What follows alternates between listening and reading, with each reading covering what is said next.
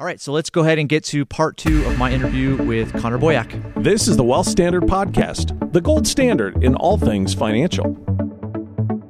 All right, so let's segue into, of course, you've written these books and done a phenomenal job at it. I think that they're going to continue to blow up, just because I think right now this is exactly what kids need, it's what parents need. But let's maybe segue into some of the efforts that you have with Libertas. Excellent. Got it. See, got it. Third time. I think it was like 4 times, but anyway. Old dogs can learn new tricks. And the times I mispronounced it before, probably amounts in the dozens. Anyway, so going into some of your efforts there. I mean, you just finished with the legislative session up at Capitol Hill here in Utah, and you've done this for a few years now. Mm-hmm. What's been your experience? Because I don't know if they really enjoy having you up there in some instances, right? Because you're not necessarily lobbying for Kennecott, or you're not lobbying for a bank, or lobbying for you're lobbying more for principles. Let me extrapolate it this way, because I know a lot of your viewers are not in Utah, where our work is focused, and so I'll talk about it in a way that'll make sense beyond the borders of our state. First of all, Libertas is actually the name of the Statue of Liberty, the Roman goddess of liberty. Her name is Libertas, so that's where we take our name from. Libertas Institute is what's called a state-based think tank, and every state except one has a kind of free market state-based think tank where they just focus on the policies in their state. If your viewers are curious, you can go to spn.org. That's for the State Policy Network. And you can look up the directory and find who's in your state and go see if that's a group that you're interested in. So each of our groups, you hear about like Institute for Justice, Cato Institute, Heritage Foundation, these big groups are Sutherland focused nationally. In Utah there's Sutherland, but there's these national groups. Nothing ever gets done federally. Like, nothing's changing. Most things getting worse. And so our groups are kind of the vanguards of freedom at the state level, where you can actually get a lot of stuff done. And so our work consists of doing a lot of legal research and strategy, meeting with coalition members, meeting with legislators, and preparing for a legislative session where we go up and advocate for the things that we've been kind of planning all along. And so we'll go up and maybe lobby against a bad bill, or bring a bunch of people up with us to testify for this really good bill.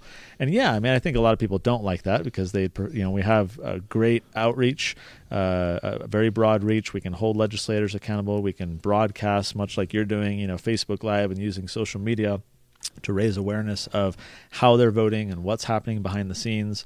And it's really interesting. A lot of people, I think it's because we watch the news so much, right, that the news focuses our attention on national issues and international issues, where we can do the least. What news media is going to the local city council meeting to talk about, issue X, where if you got 5 people together and showed up and testified, your city council, they'd be blown away, right? Like, oh my gosh, this is a mandate from the people. We got to do something. I've changed laws at the city level. It is very easy, and yet no one pays any attention, which means that it's this weird inverse relationship. People's attention and energy and donations are funneled to the very level of government where they can do the least. The least leveraged. Yeah. Is that how you're funded? Are you funded by the people, or are you funded by donors? We're kind of split in thirds. About a third of our and every group's different. Some have big, sugar daddies and whatever. Yeah. None of them are government funded. You need to get a sugar daddy. Maybe you can introduce me. So about a third are kind of more business type of people, right? They can write bigger checks, help support our salaries. They like what we do. Mm-hmm. About a third is from what's called foundations. These are from and there's lots of foundations around the country. These are people who amassed a great deal of wealth. Maybe they're still alive. Oftentimes they're deceased. And they'll donate that money to a foundation, and they get preferential tax treatment for how that money is managed. You'd probably know better than I would. Yeah. And by law, as a benefit of this preferential tax treatment, they have to donate 5% of their assets every year. Yeah. So they're always looking for, who do we grant money to? And so you can go apply to those foundations and say, hey, we're doing this cool project. I've gotten, some foundations have supported some of the Tuttle Twins books. So we get some foundation money. And then a third of that is just, $20 a month, $50 a month families who like what we do. Private citizen donor. Mm-hmm. Mm-hmm. Yeah. So just saying, hey, we like it, keep it up. We don't have time to, do it. So we want to support you guys. So maybe get into a couple of the issues that you were up against this because you just barely got done with it. Yeah, we just finished. Yeah, and I know one of them was applicable to your your food truck fiasco Tuttle Twins book. Maybe talk about that because there's this nationwide food truck revolution everywhere. I mean, it's huge in Brooklyn and California. There's a ton of it here. Austin, Texas. Yeah. Oh yeah. So talk about what you were up against and what was the experience in trying to get people to listen to your point of view there. This was kind of weird because I wrote the food truck fiasco about a year ago, and in that book, Ethan and Emily are able to change one of the laws at the city level. There's some protectionism, and they fight and they win, and yay, right? And then like 3 months later, there's a city nearby where I live that was doing a summer bash, big city event. And they were going to let a few food trucks in, but then they passed a law saying that food trucks could not park within 100 yards of the park. They were trying to ban food trucks from operating there. So we considered suing them. And as we began talking with food truck owners, we realized this was actually a bigger problem than just that city. So many cities have these arcane regulations, costly fees. And so we took a step back and said, oh, wow, there's a bigger problem here. So we came up with a proposal, a very comprehensive law that's now actually just was signed into law a few days ago. So it's now the first law in the entire nation that creates basically a freer market for food trucks. And so we're going to be actually taking this to other state legislatures next year, trying to get other states to adopt the model. Basically what happens is if you're a food truck owner and you're going from city to city, like if you're in Austin, you can probably survive all day in one major metropolitan area. Because it's so big. But in a lot of states, they're going city to city to city. And every city regulates things differently. They have different inspections that you have to do. They have different permits you have to get. And so here in Utah, for example, you'll have food trucks who go to 10 or 15 cities. They're paying $3,000 to $6,000 a year just in inspection, just in the permit fees. Then there's all the inspection costs. There's compliance costs where these tiny little food trucks operating on razor thin food margins have to hire employees, one or more, just to do compliance costs, right? And so food trucks have gone out of business. So we came in and said, look, much like a lot of states have, for example, if you get a concealed carry license for a firearm, a lot of states have reciprocity, right? You'll go to one state and they'll honor the other state. We said, hey, let's take that same model. And if I have a food truck in Salt Lake City and I get it inspected and tested and I pay my permit, I should be able to take that and just go to the other cities and say, I'm good, right? Here's my stuff. I've already been inspected. That's a great idea. Yep. And that's basically what happened. And so now the fees are going to plummet. That's awesome. Everything's streamlined. These food trucks are so excited because this is like do or die for a lot of them. There's one brief story. There's this guy who married an immigrant woman who has cancer, and he started this food truck business to try and provide for his family. And he went to go get a permit with his city, and they denied him a permit because of a minor criminal past like 9 years ago. Gosh. And they said, no, we can't give you a license. We don't allow licenses for people with a criminal past. And their idea was, like ice cream trucks are going into the neighborhoods, right? They want to make sure it's protected. Yeah. They want to make sure kids are protected. That's not what food trucks do. That's not their model. Oh, give me a break. Those ice cream trucks are like the creepiest things ever. Even though they get permits, right? Yeah, they somehow manage to get permits. They let people through. Yeah. But so it's been so tough for these guys, and so the bill passed almost unanimously. That's awesome. It was a ton of fun to do. Everyone loves food trucks. We had a big rally a few months ago. Had like 2,000 people up there and like a dozen food trucks. We brought food trucks up to the Capitol. There's just such social positivity in the food truck movement, if you will. And so we're going to be taking this to other states because it is this burgeoning industry. But people don't really understand, as much as they love food trucks, no one really has understood these guys are regulated to the hilt. So we're trying to scale that back. Well, I think if they start disappearing, they're going to notice. They'll realize, yeah. But I would say it's, you look at the retail industry, you look at just, restaurants in general. I mean, I don't remember growing up going to restaurants that often. Mm-hmm. Now everybody goes to restaurants. Now everyone is looking to, these type of unique type of food distributors. And it's amazing. The food's amazing, and it allows people, on very small budgets to take their trade somewhere instead of having to put up a lot of risk associated with the restaurant. Yeah, absolutely. Yeah. When I'm out on the road, I don't really even look for restaurants. I look for food trucks because I know they are regulated and the food's going to be good and it's going to be clean and healthy and so on. But I also know that it's going to be cheap. Mm-hmm. And it's just a great option. That's the first place I always look. And what I like too about it is the upward mobility. A lot of these food truck owners, these are micro enterprises. These are people who could not get a loan for a huge brick and mortar. Mm-hmm. It's an immigrant trying, like he's a great cook from India, and so he's trying to start a business. It's such a great way with a low barrier of entry for people to, fulfill their own American dream. But those archaic rules that are already in place are what kind of is a barrier to entry to an extent. Even if they could comply with all of that, in Salt Lake City, for example, they had a permitting process where it was so difficult that there was this one immigrant who just couldn't understand English well enough. He felt like he had to almost hire someone just to help him with compliance to even operate his business because the bureaucracy and the barriers were so much. So we're just trying to clear that out of the way and let people start their business. So this goes to the book, but when I was having that dialogue with my niece, she the discussion went to why should those food trucks be allowed to sell food. I said, why do you think they've created laws? And it went to this, you don't want to, people don't want to get sick, and if they comply, then they'll be able to do this. I said, Miley, so how today, if somebody ate at a food truck, right, and they got sick, or the food was terrible, or it was the cleanliness, etc., what would they do after that? And that's where it went to, whether it's Yelp or online. I mean, people nowadays are, in a sense, kind of socially held accountable to the quality of things, quality of business, quality of trade, quality of food in this instance. So that was a cool part of the discussion. Yeah, and I got to tell you, the public forum is much more damning than anything you're going to get through legislation. Yeah. Getting a bad review on Yelp, that has fundamentally changed the car business, the restaurant business, the bar scene. It's changed huge chunks of our society, just people governing themselves, which is really cool. If a bureaucracy 10 years ago gave you a fine of $500 for having a mouse in the kitchen or, whatever, you can absorb that and no one has any idea. But now people are held accountable, and that review saying, I saw a mouse scurry out of the kitchen stays there. Yeah. Oh, right? yeah. And so you're on your best behavior because you don't want those bad reviews. All right, so let's maybe move to maybe one more, not necessarily this year, but there was a very controversial one, especially here in Utah, that you pursued last year relative to marijuana. Oh, yeah. Right. So I think that is fascinating because I know that was there was a lot of pushback. Yeah. So maybe talk about your experience there and what you faced. What was the result?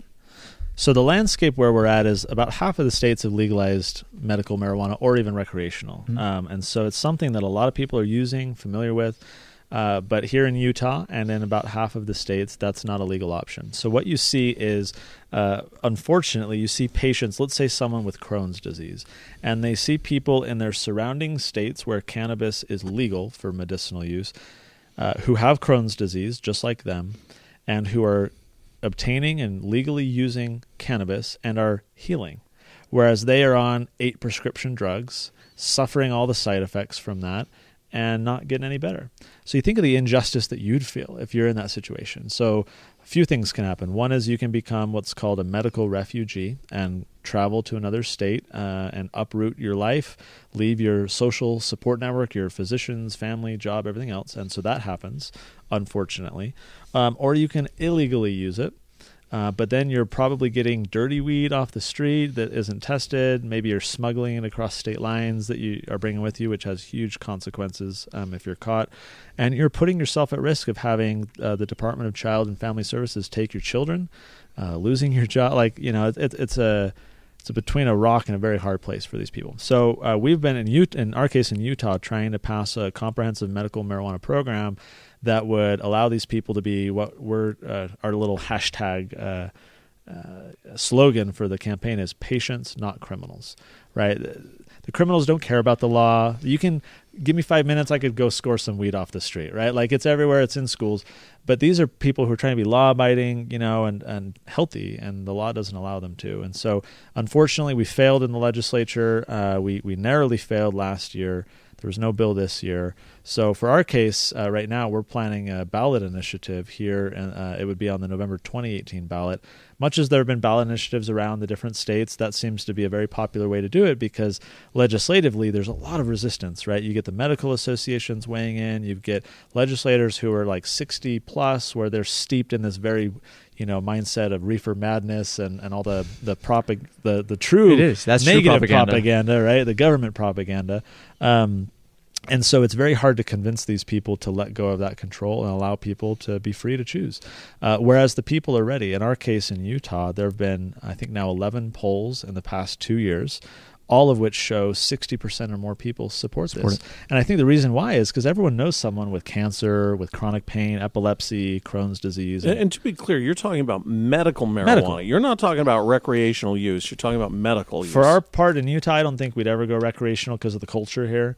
But to us, that's a completely separate question than medical. Medical is all about the justice of it all. And improving quality of life and but the reason suffering. But the reason why you've had such hurdles is because of the misunderstanding between those uses and the social stigma that exists, right?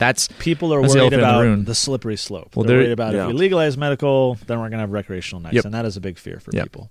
So, but I think the polling shows that people are ready for it, and they hope that it won't go recreational but in a lot of states, they're having to have that recourse, that they take it straight to the people, circumvent the state legislatures because of this dynamic where they're the older, more status quo, conservative.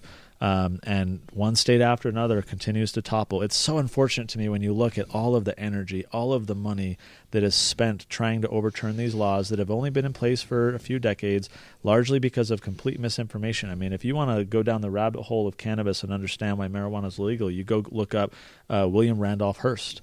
It is all about financial incentives trying to stave off hemp as a competition against his textiles. And he owned all these newspapers, so he filled them up with propaganda that the Mexicans are going to rape your wives because they're stoned on this marajuana. And that was the campaign. It's amazing. That's what led to changing laws and the propaganda that's been in place since. And so it's so tragic to me, now that I know all these patients, seeing the lives that they lead and the bags, literal bags of bottles of prescription medication that they hold up and say, this is what I have to have. Whereas I know people in these other states that have weaned themselves off of that completely using cannabis. So for us, it's the injustice of that. They should have the right. Their physician and them should be able to have that option. That's what we're trying to do. Well, it's that's ideology in general. I mean, that's something that is, just, I would say prevalent throughout the entire country, is just this is what marijuana is, right? And most people would define it as such, but yet similar to other things, it's like, petroleum, like or what it was back in the day, just oil. It was just this thing that made it so that farmers couldn't grow their crops. Sure. Now it's, what has it turned into? It's like, there's petroleum-based products in everything. We couldn't live without it. Exactly. So it's one of those things where there's that powerful social stigma that it's prevented, and who knows what other applications there are for it. But yet, because it's being held back, it can't be explored, right? Oh, and I'll just tease this point about the other applications. William Randolph Hearst was right to see this as a threat because hemp, industrial hemp, leave aside the medicinal recreational consumption of the bud, the fibers in this plant are phenomenal. I mean, even something like hempcrete is better than concrete, cheaper, sturdier, longer lasting. It absorbs toxins from the air. I mean, this stuff is amazing. And so if we could produce hemp in mass scale, it would be awesome for the economy, but it's been held back because of all of this stuff. And so hopefully in the next few years, we'll reach that tipping point where things just kind of proceed a lot quicker than they are right now. Well, I think also the efforts around the country are really creating a huge momentum that is going to be very difficult to stop, right? Yeah. I think that pressure is going to, help you in your initiative, but I would say also doing what you did, failure because you didn't achieve the outcome you were wanting. But at the same time, looking at the meetings you did have, the influence that you did have, kind of awakening people to things that they didn't know or understand before, I think that's a win of itself. It's just not necessarily going to be realized until down the road. Yeah, it's a short-term loss, but that long-term victory is coming. And I think it's coming for people around the country. I don't think these prohibitions can stand forever.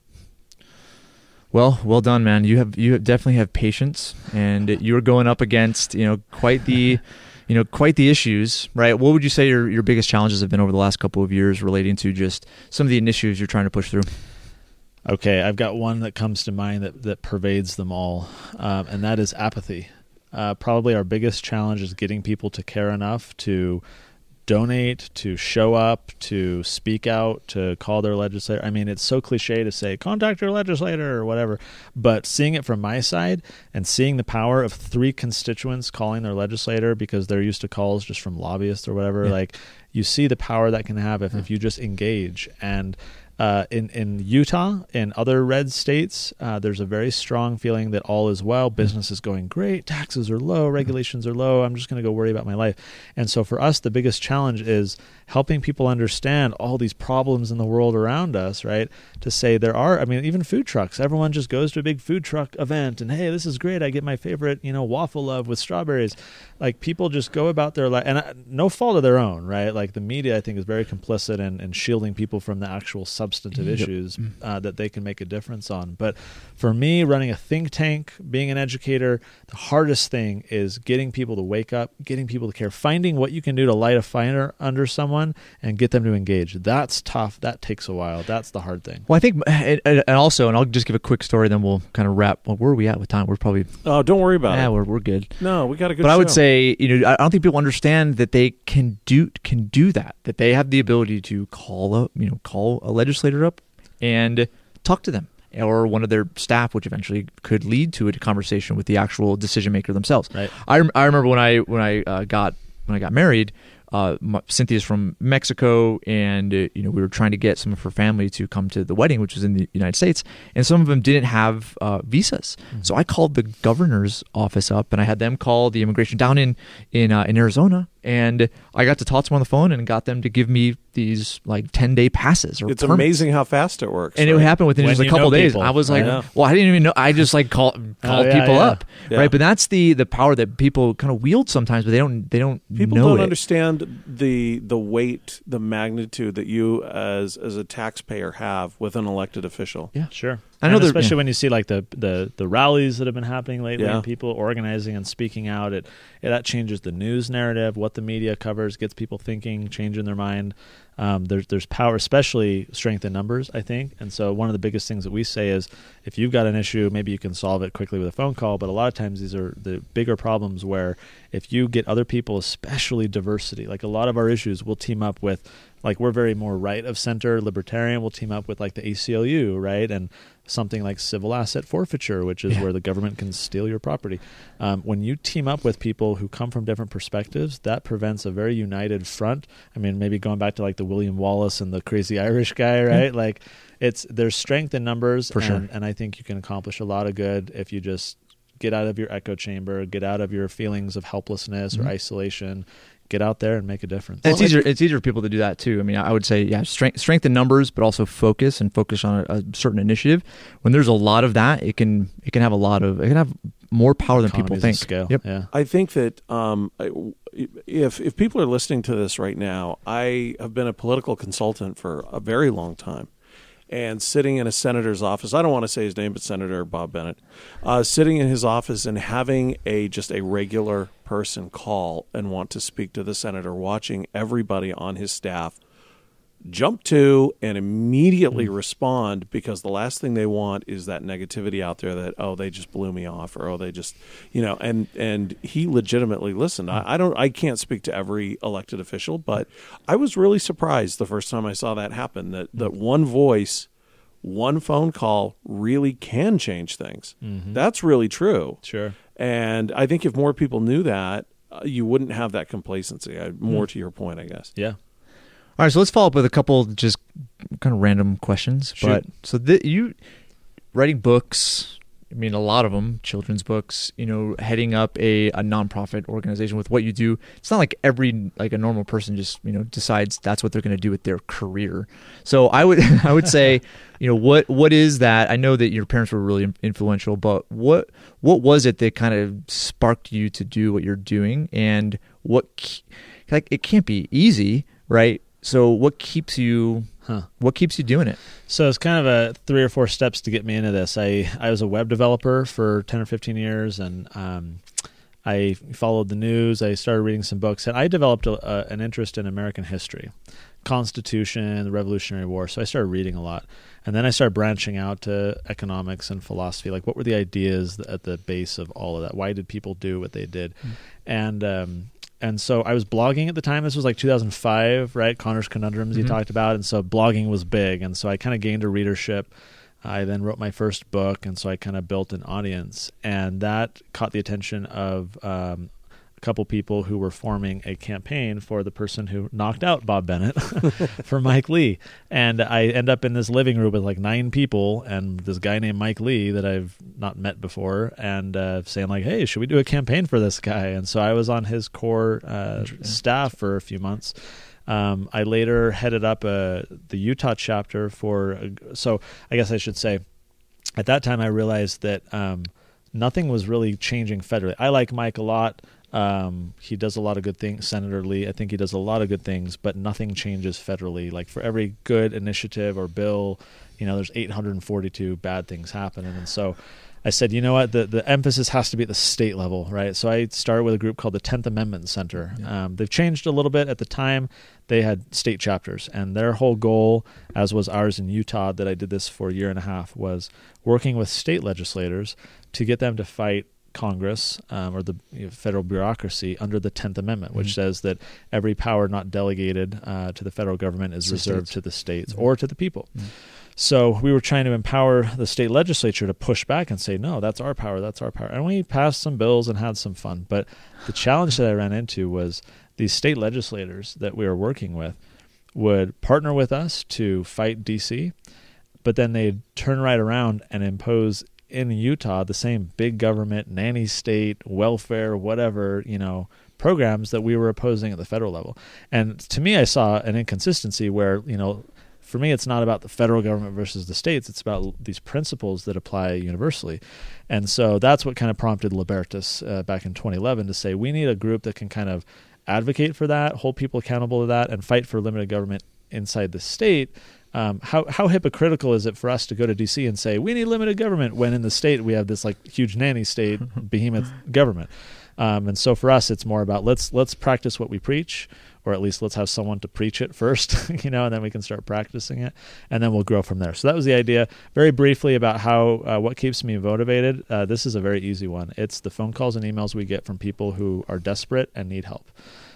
We get from whether it's medical marijuana patients or moms of kids who are pulled into truancy court. I can't tell you how many parents we hear from where their kid has anxiety or depression or health challenges and they're absent from school. So then they land in truancy court, and then the judge is giving them all these threatening orders. They're charging the mom with Class B misdemeanor because the kid's absent, and they're desperate. And so we get emails from people, other issues as well, businesses, the food trucks, right? Seeing the little guy being screwed over is huge motivation, especially when, we're a very small group. Our budget's like $500,000 or something like that.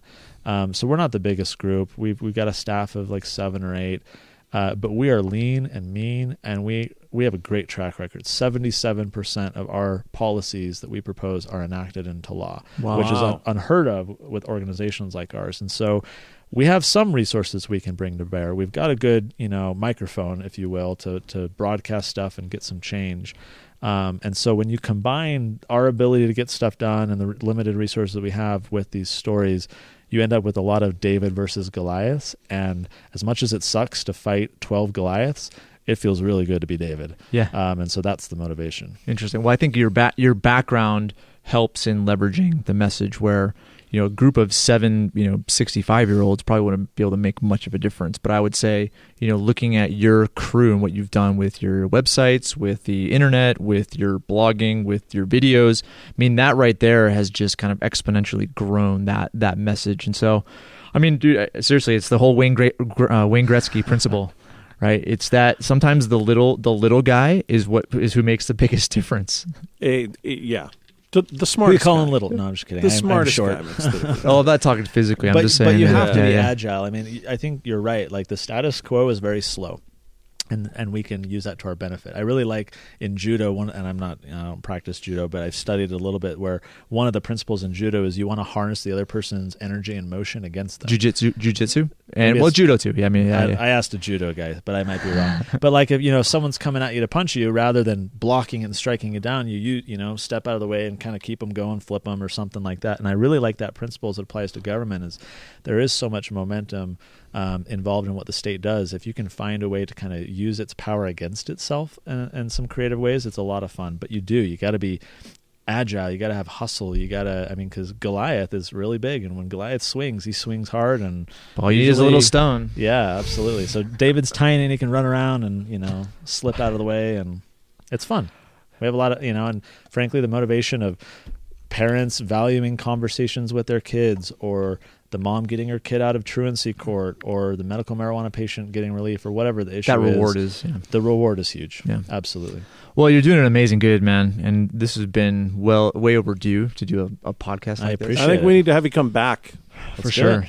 Yeah, we need to do one on the golden rule. The real golden rule. Yeah, we should do a whole thing on money. I mean, obviously with Creature from Jekyll Island, that's a really, really good one. But talk about a complex subject. Absolutely. Nobody, one man in a million. You turned that into a kid's book, and I went, no way. Yeah, because we did Chunga and the Creature from Jekyll Island episode. Well, that was a while ago. Yeah, it was a while ago, and it was it was deep and it was complex. Yeah, even us trying to simplify it. Yeah, so absolutely. Respect. Yeah, that you were able to do that. I sweat, but Okay, well, let's call it a podcast for today, and then leave some of these other inquisitive questions to another time. That sounds good. Cool. Well, let's. All right. What's the best way online? You're super active online. I kind of have like my online virtual mastermind group as like my Facebook feed. So it's like I have tons, a lot of contacts, but I only actually have the feed show me a few, right? Yeah. So it's an amazing way to get just incredible information. But you're very active there. Now you're all always your Facebook friends are wondering if they're part of the esteemed core few. Well, this is a group. That's so true. This is like the group. So we're good. Yeah. But I would say the information you post there is inspiring. It also keeps people up to speed with what you're doing, your books, the impact that it's having. I know you post a lot of pictures just with some of the families and people that have been touched or moved by your books and by whatever else you're doing. So that's one way to get a hold of you. What are some other ways that people can learn more about Libertas, Tuttle Twins? Yeah, so the books are TuttleTwins.com, TUTTLE, and then Libertas, it's libertasutah.org. Or, if you have any typos, you can easily Google that and you'll find us. But we try and be very social, get the word out there on Facebook, Twitter, Instagram, and all that kind of stuff. And so certainly follow along. And for those in other states, again, if you go to spn.org, you can find a group in your state, see if that's someone that you want to support, because we're all kind of together. Everyone has their different flavor. Some are a little bit more 65-year-olds sitting around a room versus the millennials trying to kick butt. But we're all kind of in a common cause and trying to kick butt, so having fun. Well, yeah, your hats off to you, man. I mean, I think once people, if some of you probably are following Connor already, but just the difference you're making with just such a small army is pretty amazing. So hats off to you, man. Appreciate it. All right, everyone, thanks for joining us this time. We'll go ahead and cut that Facebook Live feed, but definitely go check out the show notes. We're going to put some links on there that also will point to Connor and the Libertas Institute. But again, thank you very much. Thank you. We'll definitely have to do this again. Sounds great. See you, everyone. You've been listening to the Wealth Standard Podcast, the gold standard in all things financial.